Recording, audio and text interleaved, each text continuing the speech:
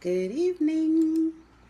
Good evening, good afternoon, good morning, wherever you are in the world. I hope you're having an amazing weekend. And this evening, I want to talk about communication in relationships because I continue to have conversations with couples and singles during coaching sessions. And it's the same issue that I continue to see. And I believe I've been also speaking with professionals in the field. And I hold conversations with some of my neighbors that I'm not even close to, but I'm someone who loves to hold conversations with strangers. I've also had to hold conversations in the store, anywhere I get into. I want to hold a conversation. I just don't want to be there buying something and getting out without leaving impact on someone. And what I've noticed recently is that we're beginning to make a shift away from communicating with people, and we're beginning to shift towards communicating to people. Communicating to someone is different than communicating with someone in a relationship. Whether it be a marriage, whether you're dating, whether you're undergoing courtship, communication is of two types in a relationship. When you're communicating to a partner in a relationship, it's unidirectional. You're telling what you want that partner to hear, and it's self-focused. When you're communicating to someone in a relationship or in a friendship and it's one-sided, it is self-focused, and most of the time it's awakened by fear or ego, which are both related, which are both illusions based on something we've experienced, either a childhood experience, either a trauma, or either adult experience that we haven't really dealt with.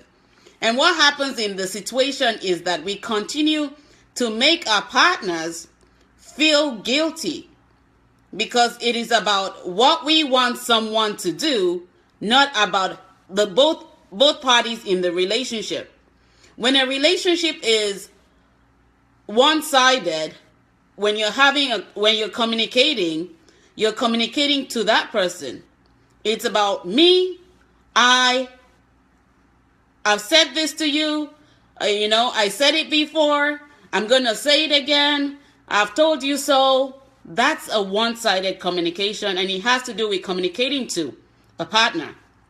When you're communicating with a partner, both of you are communicating to understand what is being brought to the table. You're able to think together.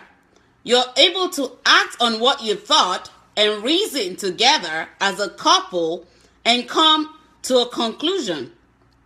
When you're communicating to a partner, it becomes where let me focus on the first one so I can get to the second one. The first one is communicating to. When you're communicating to a partner, it becomes a point where your partner is trying to, respond back to what you're saying, but you're on the defensive side. And when you begin to defend yourself, then allow your partner have a say in the relationship, then there's a lot of underlying issues, things you may not have dealt with, that is resurfacing because you want to take control of the relationship. Relationships aren't about control. They're about two people supporting each other's growth. And, not only your physical growth or your spiritual growth, but your mental and health growth in every form. And when you learn to communicate with your partner, which is the second form, you both are relating and trying to figure out things that can help you in your relationship to get to the next level. Most of the time, we communicate too. And that's why we don't have long-lasting relationships. And there are so many divorce cases, there are so many breakups, because one partner continues to communicate to and not with. When you're communicating with your partner, you're waiting for your partner to respond and come up with solutions, and you both sit down and discuss those solutions and come up with a valid point and tasks that you both can set, goals that you can set, and evaluate later on to see how you can accomplish those goals. Communication is one of the key elements to a healthy relationship. But if you focus on communicating to your partner without communicating with your partner, it is based on what you want, not necessarily the health of the relationship, not necessarily what the relationship needs to continue to thrive and strive together to work on. Whatever the situation you may be facing, sometimes you may need to take a break from your partner if you cannot communicate with them and get professional help. Sometimes we go to our friends who don't even know that we're communicating to them from a place of pain. And they only just give us more gasoline to set the fire to continue to, to continue to explode. And you don't really get a solution to what you're going through. A relationship is about two people, but when there's communicating to a partner and your partner doesn't understand you, what we normally do is find a third party to communicate to.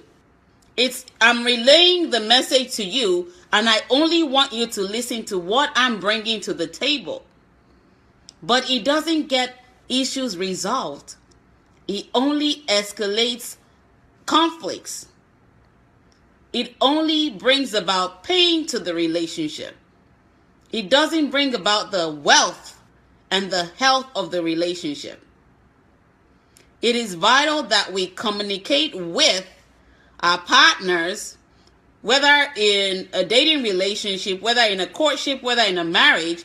Communicate with your partner so that your partner can know how best to support your journey, how best to find solutions, how well you can both set tasks and accomplish goals together when you're communicating with your partner. When you communicate with your partner, you're communicating to understand and find solutions. When you're communicating to, you're leading to arguments and conflicts.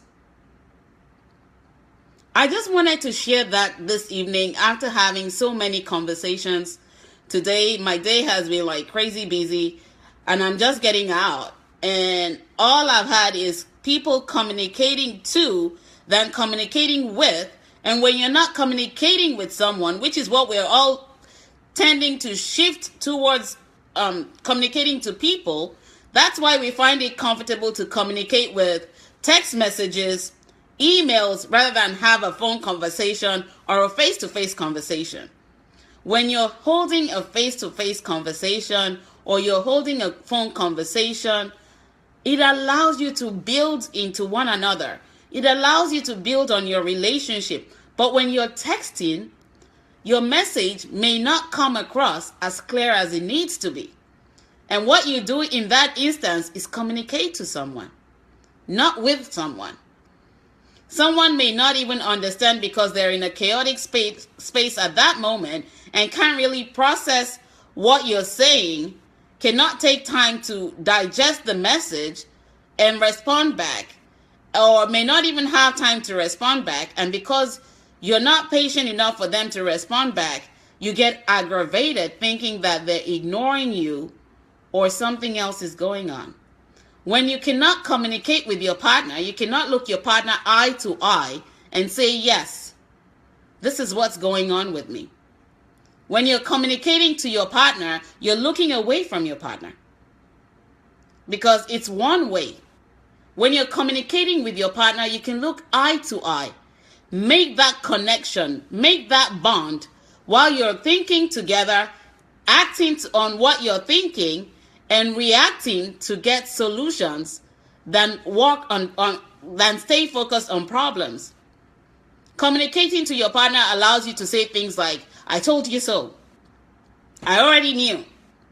It's all about me or I. But when you're communicating with your partner, it is about we and us. And that's where love exists. We and us is what love is about. And without you working on that and building together on that, you're just going to allow your relationship to drift apart. There's a huge difference in communicating to someone and communicating with someone. When you're communicating to, it's unidirectional. When you're communicating with, it's bidirectional. So you both can relate, you both can understand, you both can listen to one another, taking time to listen to each other and able to come up with solutions than focus on the problems that you have. Communication is one of the top keys to staying in a healthy relationship, going through thick and thin together, and allowing your relationship to continue to grow and move to the next phase of your lives. Never stop loving while living. When you stop loving, you stop living. And when you stop living, it means you stop communicating with, and that means life is over. But while we still have life, while we still have breath, I encourage you to communicate more with your partner than communicate to your partner, so that you all can have a healthy background, a healthy relationship, a healthy foundation that can continue to support the growth of your relationship, so that you become better and not remain bitter. I hope you all have an amazing evening, afternoon, morning, wherever you are in the world, and I'll talk to you soon. Take care. God bless. Bye-bye.